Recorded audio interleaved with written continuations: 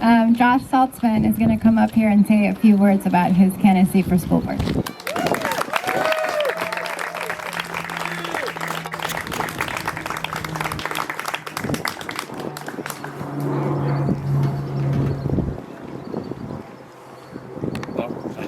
I just deleted my speech. I'm not kidding. I wish I was kidding. You can't make this stuff up. I just deleted the speech. Where did it go? Recently deleted. This is crazy. What just happened here? Oh my God. All right, well, I'm just gonna have to wing it. That's just how it goes sometimes. So, I remember the first couple lines, so we'll start with that. How is everybody doing? Pretty easy to remember that one. Anybody need like a movement break, a snack, a drink of water, any of those things? Everybody good? Thank you very much. I'm just blown away seeing all of the smiling faces that are here today. This is incredible. The number of people who obviously care enough about our school district and the students in our district to take time out of their day to come and learn about one of the candidates for the school board makes me really optimistic. Are there any folks here who have ever volunteered in a role where they were trying to organize other volunteers and they sent out an email and they said, can we get somebody to volunteer for this PTA event or community event? Just a quick show of hands. Okay, so you guys have definitely been through the experience where you send out an email asking for help and nobody responds. And you're like, where are the other people who care? Well, they're all here. Like, this is amazing. Look at this. All these people are here who obviously care so much about our schools and our kids. So I'm really, really happy to see that. And also, next time I'm looking for volunteers, I know who I'm going to call. So that's great. Very convenient. I want to talk about a couple things today. The first thing I want to talk about is imperfection. I think that it is really important that we recognize that people are imperfect. We know that kids are imperfect. We see their imperfections all the time. We see them make mistakes on the playground. We see them make mistakes in the classroom. They make errors on tests. Sometimes they get very stressed out about these errors that they make. But what do? When they make a mistake, they look at that mistake, hopefully with a teacher or a classroom aide or a parent or a therapist or someone else that's in their lives that is able to help them examine what came before, what led to the mistake, what was the nature of the mistake, what can come after, what can they do about that mistake. And that process, that is learning. I mean, that is how we grow. That's how we develop into fully formed people and adults and members of the community and the society. And for some reason, we are less comfortable with the idea that adults also make mistakes. It's just a fact. Sorry, guys. I make mistakes. Parents make mistakes. I can definitely attest to that.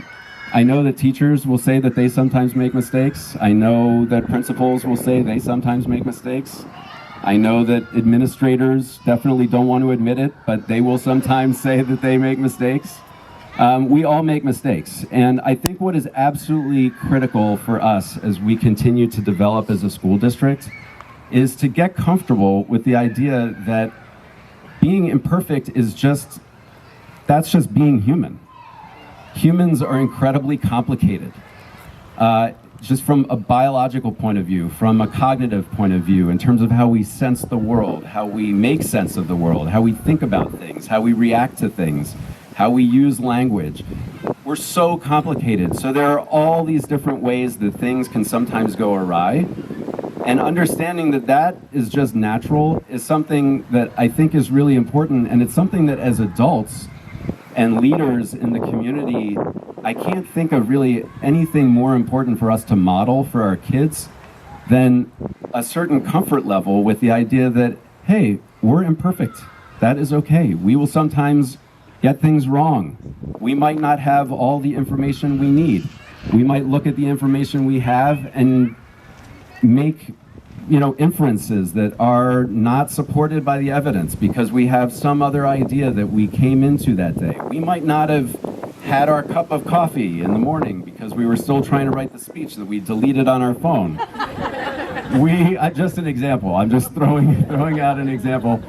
There's all sorts of reasons why things might go sideways, and what's important is not that we try to be perfect, but what's important is how we react when we realize that things are not going according to plan. So in order to be able to do that, what do we have to do? We have to have a goal, first of all. We have to have something that we're aiming for.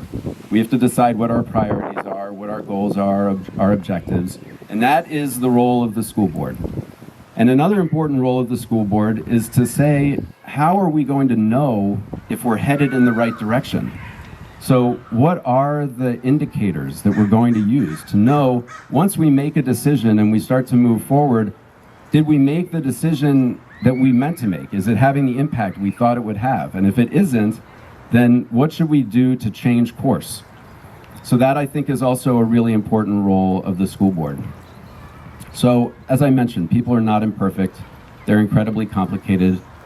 And in the last 7 years, as the full-time parent of a child with special needs, I have become intimately familiar with just how complicated we are and just how different children can be, and therefore, by extension, different adults, because kids grow into adults. And in fact, in a lot of ways, we don't change that much. I mean, it gets harder for us to move around, and things hurt more when we fall down, and there's other signs that we're getting older. But I mean, our inside, a lot of us still feel like we're kids.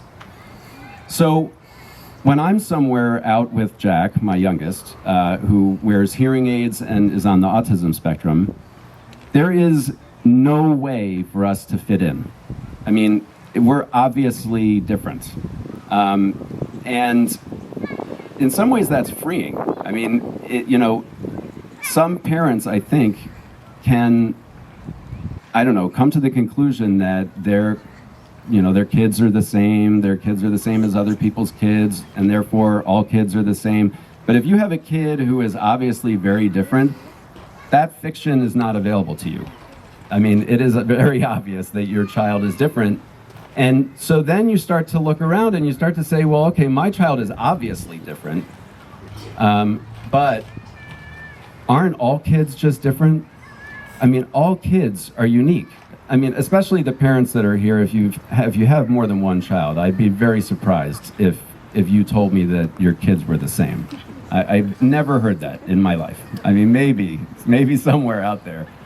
But for the most part, every kid is different. So as a school district, if we want to really perform up to our own expectations for ourselves in this community, and if we want to help every child to thrive and to reach their full potential, which is, I think, exactly what we want to do, then we need to understand each child as a unique individual with unique strengths, weaknesses, things that make them uncomfortable. Like, for example, if the forecast of the weather doesn't match what they see in the sky. I know there are a couple teachers here who had Jack in their classroom, possibly, who remember those days.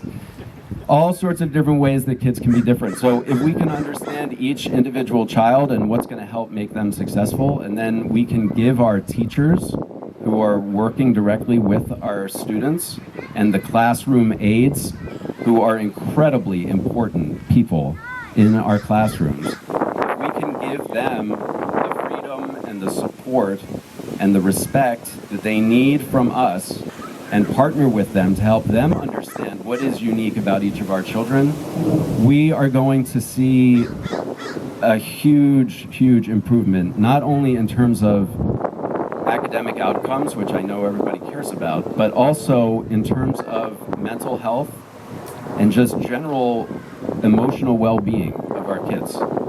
So those are the two things that I wanted to talk about. There are so many different important issues. As I've been talking to members of the community, one of the things that I've really enjoyed about this process so far is getting to hear things that people really care deeply about. And so I know that there are a number of different issues that I'm leaving for another time, another conversation.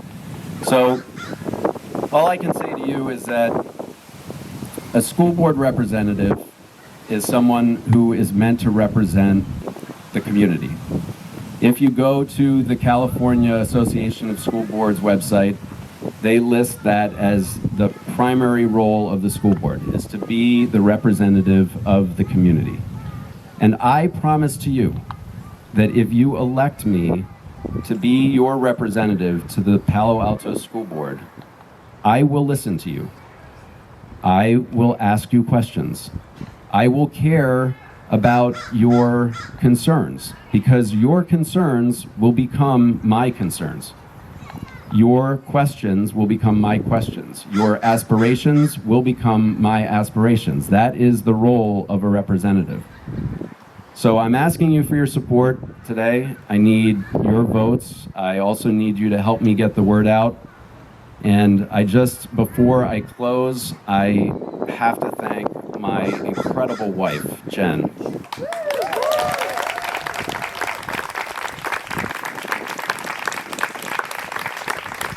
In a million ways, we would not all be standing here today, and I would not be talking to you right now if it was not for her.